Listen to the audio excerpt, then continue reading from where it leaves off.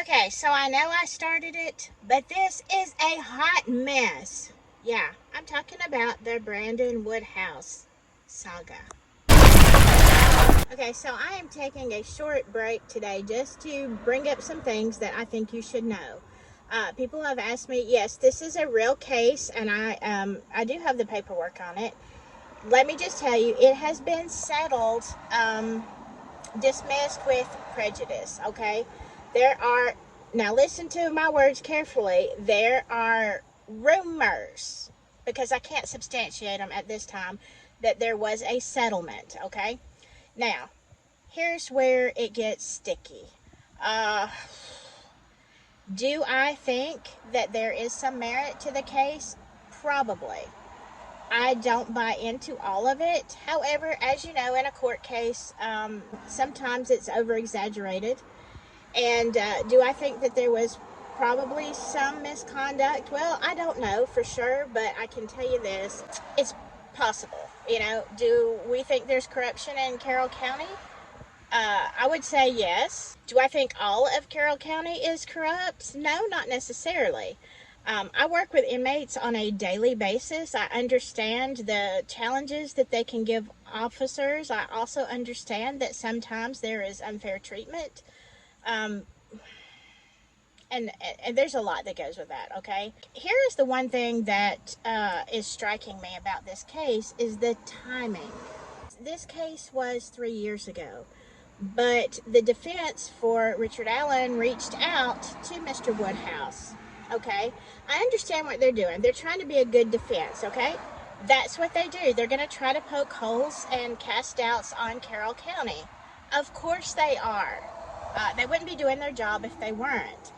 But let's remember that there are two sides to the story. I've heard a lot of different reports. And here's the thing I'm going to challenge you to do. Go back to Brandon's YouTube and watch some of his other videos. There seems to be a lot of litigation issues, which is a red flag for me, as I think it would be anybody.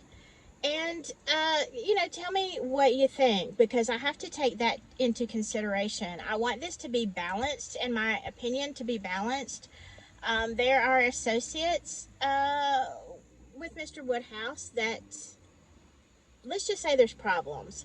So here's the thing. I think it would be wrong for us to just give Brandon outright a pass and say, okay, oh yeah, you poor thing, we believe you, and this is terrible. There could be other circumstances with this, and